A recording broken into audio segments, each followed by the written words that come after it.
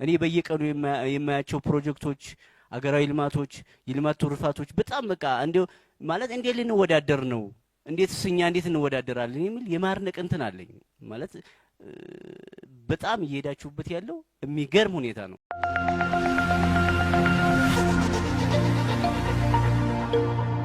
ጀምቦሮ ሪል ስቴት በቦሌ ኤርፖርት ጀርባ በ93 ማዞሪያ በ4 ዓመት ጊዜ ውስጥ 4 ብሎኮችን ጥንቅቅ አድርገን አስረክበናል።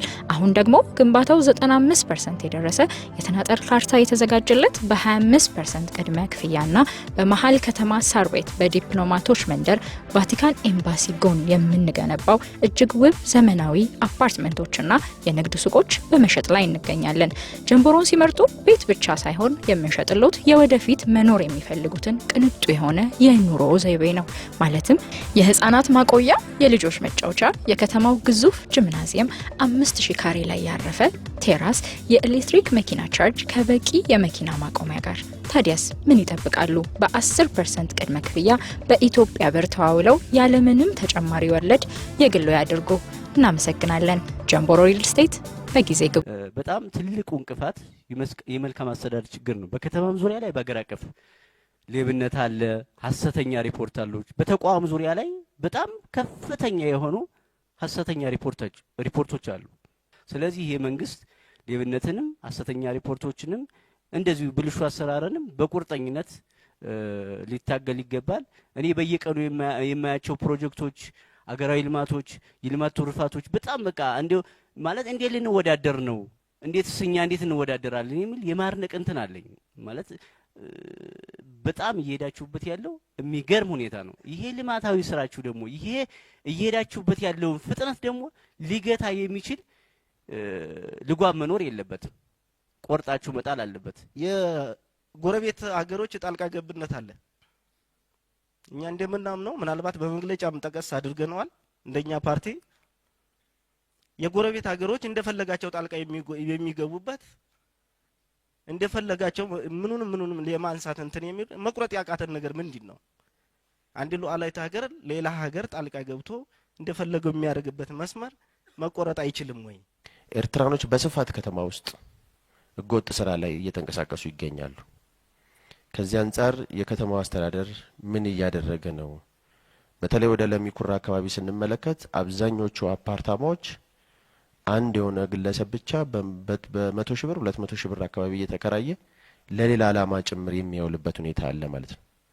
የዚህም ባክግራውንዳቸውን ስንመለከት አብዛኞቹ ኤርትራኖች ናቸው። እነዚህ በስደት ላይ ዜጎችን በህገወጥ ሰዎች ዝውውር ላይ ይንቀሳቀሳሉ። በተመሳሳይ ደግሞ ከተማዋ እያፈራችው ያለውን ሀብት ዶላር ባልተፈለገ መንገድ ለምንዛሬና ለውጪ እንዲደረግ የሚደረግ አዝማሚያ ስላለበት እዛ አካባቢ ላይ ምን እየተሰራ ነው የሚለው በደንብ በትኩረት ቢያዝ ነው እና ጥፋቶችን መተቸት በትክክለኛው መንገድ ማሳየት እውነት የሆኑትን እውነት እስከሆኑ ድረስ ጥፋት ከሆኑ እንዲታረሙ አሰራሮች ግድፈቶች በሚኖሩበት ሰዓት ተተችተው ፓርቲዎች ለመንግስት በተለይ ለገዢው ፓርቲ እንደ መስታወት ሆነው ክፍተቶችን የሚያሳዩ ጥፋቶችን እንዲያርም የሚያሳዩ እንዲሆኑና በዛ ልክ ደግሞ ለመጠናከር አስተዋጽኦ የሚያደርጉ አካሄድ እንደሆኑ እነኚህንም በዛ ልክ የምንመለከታቸው ጤናማ አካሄዶች ሆነው የምናያቸው መሆኑን ከፖለቲካ ፓርቲዎች ጋራ መተማመን ላይ መድረስ መቻል አለብን። በጤነኛ መንገድ የሚደረጉ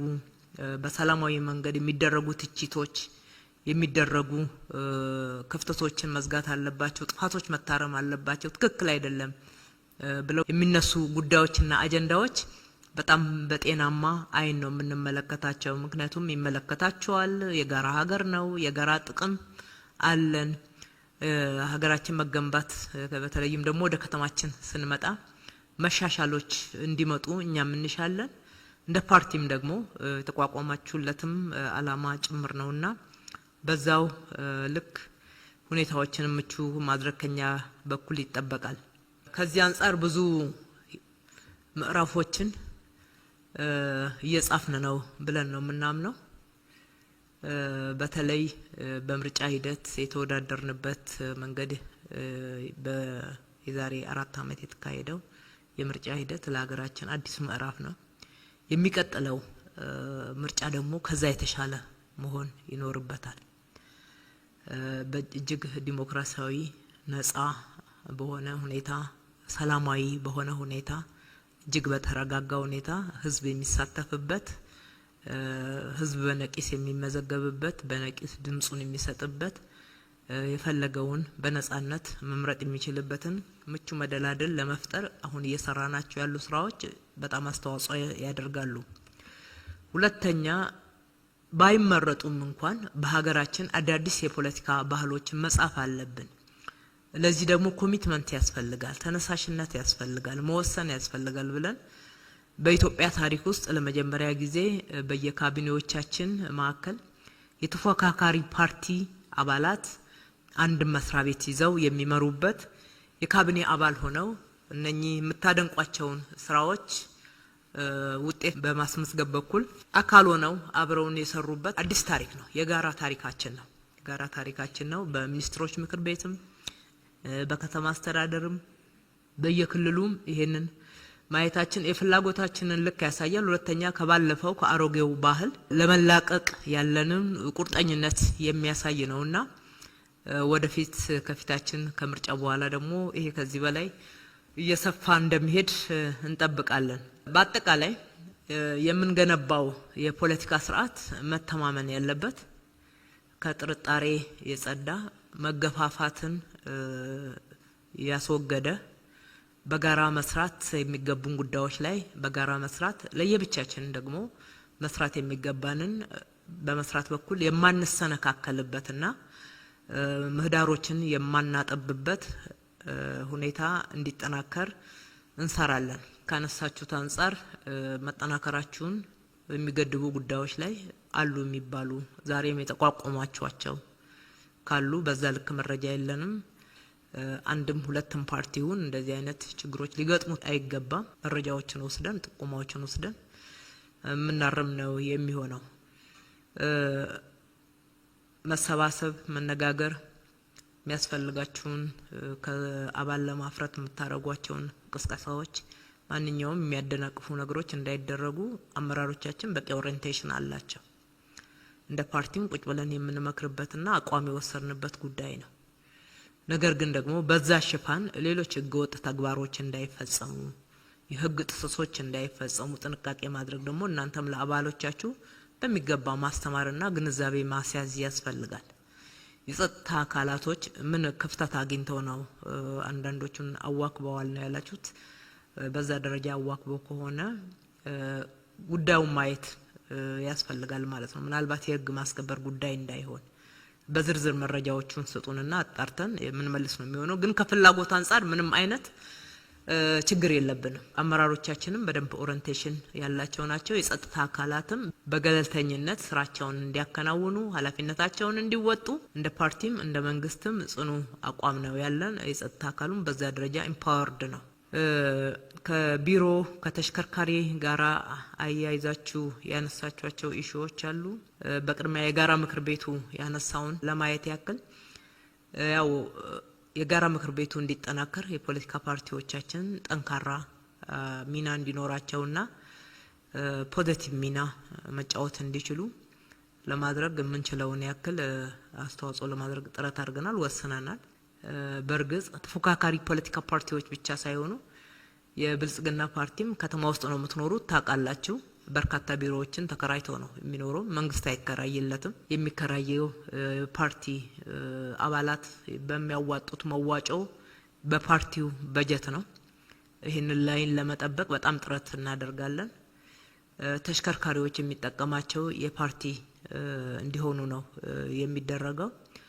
በበጀት በተለያየ በሎጂስቲክም ጉዳዮችን በሚያዛባ መንገድ መደበላለቅ እንዳይኖር ከፍተኛ ጥንቃቄ ነው የምናደርገው።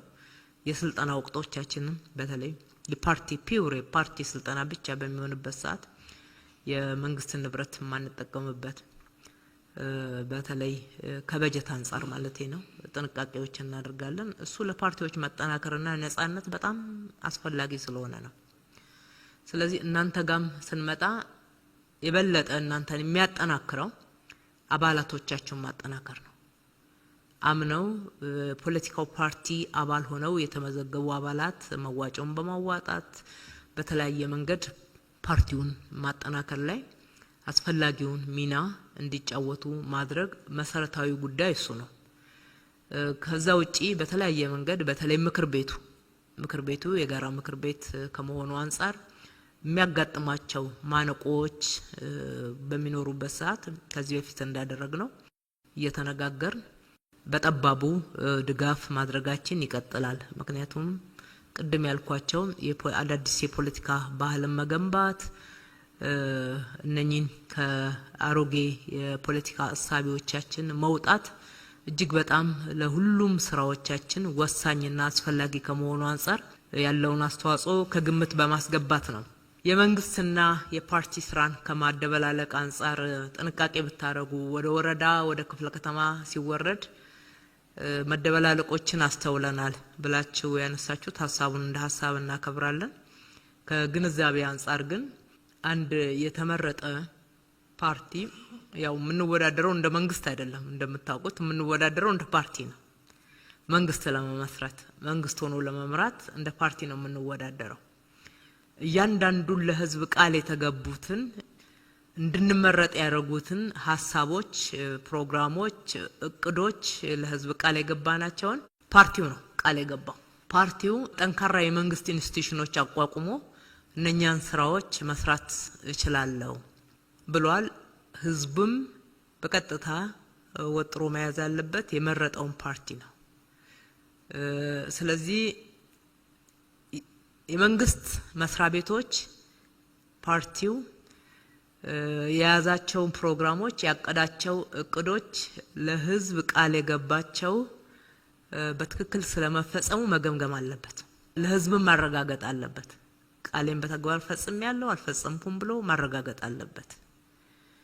የተልእኮ መደበላለቅ እንዳይኖር ደግሞ ቅድም ባልኩት መሰረት ጥንቃቄ እናደርጋለን። ለምሳሌ በበጀት የፓርቲ ስራዎች ሲሰሩ ፓርቲ እንደ ፓርቲ በሌሎችም እንደ ፓርቲ አባላትን በማፍራት የፖለቲካ ስራዎችን ለማጠናከር አባላትን ለመገንባት በሚያደርጋቸው ጥረቶች እንደ ፓርቲ ነው የሚንቀሳቀሰው። አንዳንድ የፓርቲ አመራሮች የመንግስት ኃላፊዎች ሆነው ተሾመው በሚሰሩበት ሰዓት አብዛኛው እንደምታውቁት የፓርቲ አባላትና ከፓርቲ የወጡ ናቸው አመራሮቻችን። በሚሰሩበት ሰዓት የመንግስት ስራ አስፈጻሚ መሆኑን ስለምታውቁ ብቻ ሌላ የፓርቲ ስራ ሲሰራ እንደተሳሳተ የሚታይ ከሆነ እሱ ትክክል አይሆንም። በመንግስት የስራ ሰዓቱ በሚገባ የመንግስትን ስራ አጠናቆ መስራት መቻል ይኖርበታል። ከዛ ውጪ ደግሞ የፓርቲ ኮሚትመንቱን አቅዶ የሚወጣን የሚሆነው። ከዛ አንፃር ያነሳቿቸው ከዚህ ወጣ ያሉ ከሆነ ማየት እንችላለን። ኮሚኒኬሽኖቹ ግን ችግር የለውም። የፓርቲ ስራ አስፈጻሚ ወይም ደግሞ የፓርቲ ጽህፈት ቤት ኃላፊ እነኚህ ስራዎች በመገምገም እንደዚህ አይነት አቅጣጫ ሰጥተዋል እንደዚህ ሰርተዋል ቢባል ትክክል ነው። ፓርቲው ግዴታ አለበት የተመረጠ ፓርቲ እንደመሆኑ ማለት ነው። ከሰላም አንፃር ያነሳቻቸውን ጥያቄዎች አንደኛ ኮንሰርኑ በጣም ትክክል ነው። በሀገራችን ዘላቂ ሰላም ለማረጋገጥ መረባረብ አለብን። ብዙ ያደጉና የተለወጡ ስራዎች እና ውጤቶች የተገኙ ቢሆንም ዛሬም ያኮረፉ ነፍጥ ያነገቡ በየቦታው የሚንቀሳቀሱ በንብረትም በሰው ህይወትም ላይ ጉዳት የሚያደርሱትን አሁንም ፈጽሞ ወደ ሰላማዊ መንገድ ለማምጣት ተጠናክረን መስራት አለብን ብላችሁ ያነሳችሁት በጣም ትክክል ነው። መንግስትም ይሄንኑ እያደረገ ነው። እንደ ፓርቲያችንም ይሄንኑ እያደረግን ያለ ነው። ሰላምን ከማጣት ማንም አይጠቀምም። ከመጣላት ከጦርነት ከመገዳደል አላተረፍንም። በሰላማዊ መንገድ በተሟላ ሁኔታ ብንንቀሳቀስ ዛሬ ኢትዮጵያ ላይ መጣ የምንለው ለውጥ በእነኚህ ባለፉት 7 አመታት ከዚህ በላይ በሆነ ነበር። በተለያየ መንገድ የጎደሉ የተናጉ ኢኮኖሚያችንን ለመገንባትና ለመጠገን የምናደርገው ጥረት ከዚህ በላይ ውጤታማ በሆነ ነበር። በጀቶቻችን ከዚህ በላይ የልማት የማህበራዊ ጥያቄዎችን ለመመለስ በተሟላ ሁኔታ በዋሉ ነበር። ነገር ግን እንዳለመታደል ሆኖ ሁሉ ጊዜ ኢትዮጵያ ላይ በሰላማዊ መንገድ ተነጋግሮ ጉዳዮችን ከመቋጨት ይልቅ እኔ ያልኩት ካልሆነ ወይም ደግሞ እኔ ካልሆንኩ ሰርዶ አይብቀል አይነት የሚሰማበት አይነት ድምጽ እና ሁኔታዎች ያጋጥሙናልና በዚህ ብዙ ዋጋ ከፍለናል። ይበቃል። ሁሉም ወደ ሰላማዊ መንገድ እንዲመጣ እንፈልጋለን። በየጊዜው ጥሪ እየተደረገ ነው። ንግግሮች እየተደረጉ ናቸው።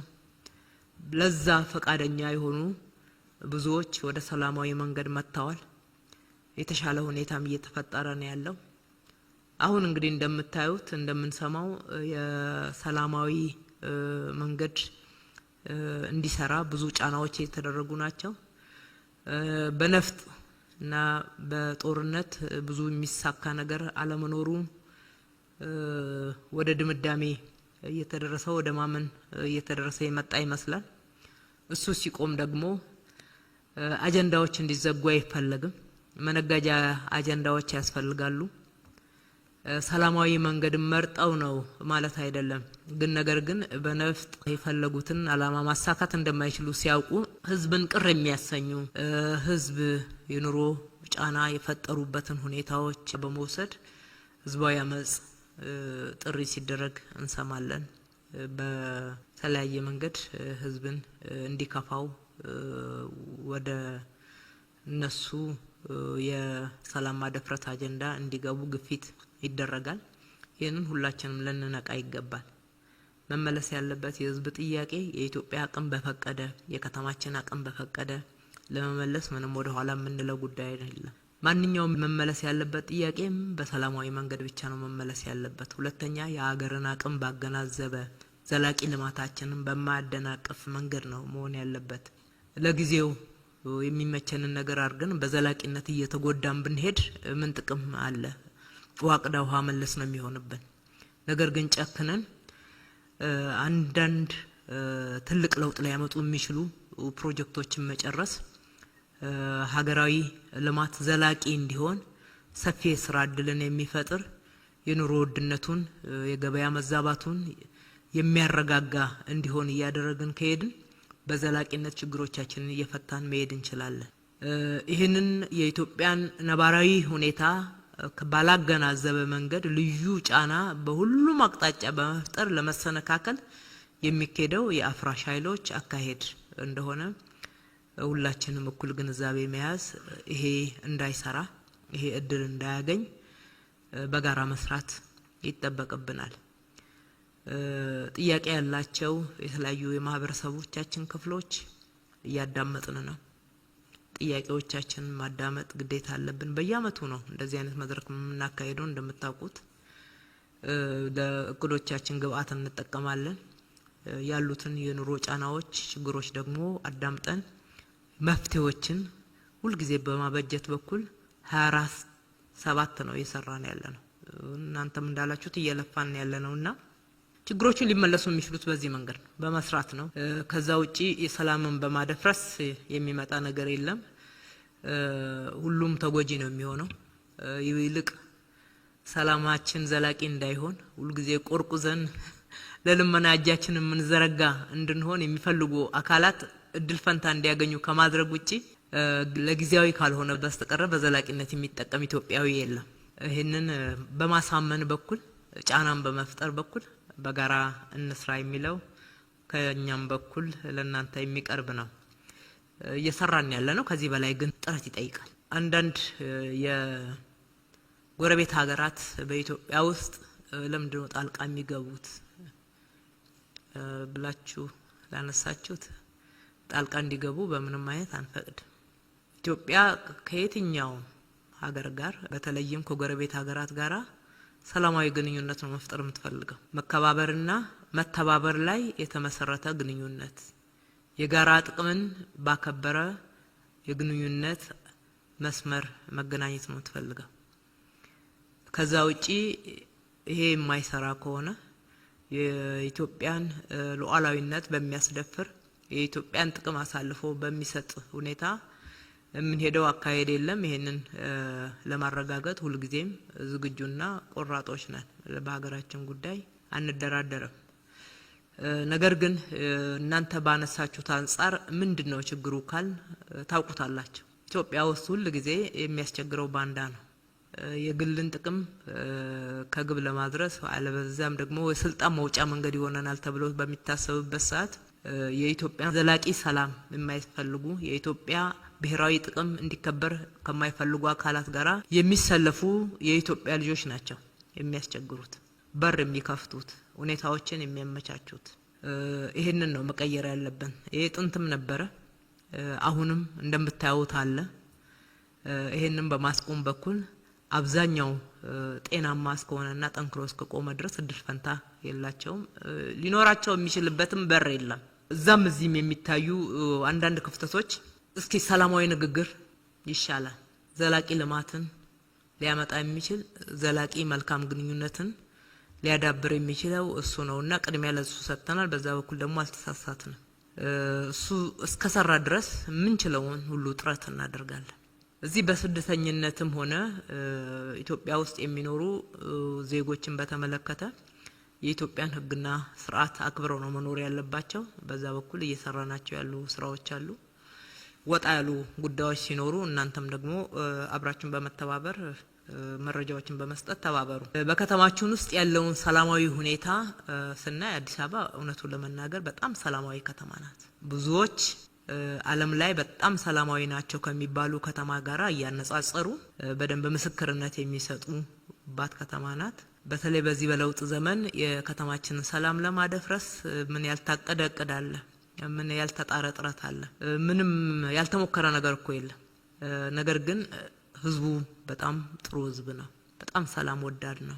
ኃላፊነትን ተወጣ በምንልበት ሰዓት ተደራጅቶ ሌሊትና ቀን አካባቢውን ይጠብቃል፣ አብሮን ይተባበራል፣ ከጸጥታ አካላት ጋር ይሰራል፣ መረጃ ይሰጣል። ህዝብ ይዘን ስለሰራን ከህዝብ ጋራ ሆነን ስለተንቀሳቀስን እድል አላገኙ እንጂ አዲስ አበባ ላይ ያልታቀደ ነገር አልነበረም ሰላምን ለማደፍረስ። ነገር ግን እናንተ ካነሳችሁት አንፃር እዛም እዚህም ደግሞ በተለይ ቅድም ያላችሁት የተለያዩ አካላት ጫና በሚፈጥሩበት ወቅት ላይ እንደ ወቅታዊ ሁኔታ የሚነሱ አካላት አሉ። የጸጥታ አካልን መስለው የሚዘርፉ ሰዎችን የሚያግቱ በተደራጀ መንገድ የሌብነት እና የዘረፋ ስራ የሚያከናውኑ ንጥቂያ እንደዚህ የመሳሰሉትን ወንጀል በላይ የምንመለከታቸው አሉ። እንግዲህ በየዜናው እንደምታዳምጡት እያመለጡ አይደለም። አንዱ ጥንካሬ የሚታየው በመከላከል ነው። ሳይከናወን መከላከል መቻል። መከላከል ባልቻልንባቸውና እንደዚህ አይነት ድርጊቶች አምልጠው በተከናወኑበት ወቅት ደግሞ ምን ያክል ህግ ይከበራል፣ ከህግ ያመልጣሉ፣ ይያዛሉ፣ ይደረስባቸዋል የሚለው እና ትክክለኛ ቅጣትን ያገኛሉ የሚለው መመዘኛ ነው የሚሆነው። ከዚህ አንፃር በአብዛኛው መከላከል ላይ ተረባርበን እየሰራን ያለ ነው። ከዛ ያመለጡት ደግሞ ተደርሶባቸው በተሰሩ ኦፕሬሽኖች ከዚህ ከተማ ውጪ ጭምር በወጡበት ደርሰንባቸው መያዝ ችለናል። እንግዲህ የሚቀጥለው ፍርድ ሂደቶችን እየተከታተል የምናሳውቃችሁ ይሆናል። ከነሱ ደግሞ መነሻነት በተመሳሳይ ሁኔታ በተደራጀ መንገድ መንቀሳቀስና ከተማ ውስጥ ሌላ ረብሻ ማድረግ ሲያቅታቸው ህዝቡ እንዲማረር፣ እንዲደነግጥ፣ ኢንሰኪዩርድ ስሜት እንዲሰማው ለማድረግ ሆነ ብለው የሚፈጽሙ አሉ። ፖለቲካል እንድምታም አለው፣ የኢኮኖሚም የሌብነት እንድምታም ሁለቱም አለው። በእኛ መረጃና እስከዛሬ ድረስ ባለን ክትትል ሁለቱንም አጠናክረን እየሰራን ነው። እናንተም በጋራ እንስራ። የከተማችን ዘላቂ ሰላም በማረጋገጥ በኩል የምንቆጥበው ምንም ነገር የለም። ጊዜያችንን በሚገባ ኢንቨስት አድርገን እንሰራለን ከህዝባችን ጋራ። ከኑሮ ውድነት አንፃር ያነሳችሁት የኑሮ ውድነት፣ ስራ አጥነት ጋራ ያነሳችሁት በጣም ትክክል ነው። እንግዲህ በተለይ ሁለተኛው ዙር የሀገር በቀል ኢኮኖሚ ሪፎርም በተከናወነበት ወቅት አንዱ ግልጽ ያደረግነው የከተማ ነዋሪዎች ላይ እና ደሞዝተኛው ላይ ከፍተኛ ጫና ሊፈጥር ይችላልና ምን እርምጃዎችን እንውሰድ የሚለውን ቅድመ ዝግጅት ስናደርግ ነው የቆየ ነው። ሸማቹ ማህበረሰብ ላይ በተለይ ከተማ ነዋሪ ላይ እና ደሞዝተኛው ላይ ጫና እንደሚፈጥር የታወቀ ነው። ይህንን ጫና ለመቀነስ የሚያስችል በርካታ እርምጃዎች መውሰድ እንዳለብንም አቅደን ነው ስንሰራ የነበረው። ጫና የሚፈጠርበት ምክንያት አንዱ ያላግባብ መጠቀም የሚፈልጉ ለነሱ ጥቅም መልካም አጋጣሚ የሚፈጥር የሚመስላቸው አካላት ሁሉ የገበያው ሁኔታ ያዛቡታል። በተለይ ደግሞ የምግብ ፍጆታ ላይ የዋጋ መጨመር የህዝቡ ሁኔታ ብዙ ግድ የማይላቸው አካላት እንዳሉ ሁላችንም የምናውቀው ጉዳይ ነው። ይሄንን አንዱ በቁጥጥር እንደ መንግስት ስርዓት ማስያዝ ነው። ሁለተኛ ምርት መጨመር ነው። በጣም መሰረታዊ ስራ ነው የምንለው እየሰራንበት ያለ ነው። ምርትን እንጨምር። ገበያው ላይ የምግብ ፍጆታ እንደ ልብ መንቀሳቀስ እንዲችል መልካም እና ምቹ ሁኔታን እንፍጠር። አላግባብ ዋጋን አዛብተው የሚሸጡበት ሰፊ ገበያ እንዳያገኙ እናጥብባቸው የሚል ነው።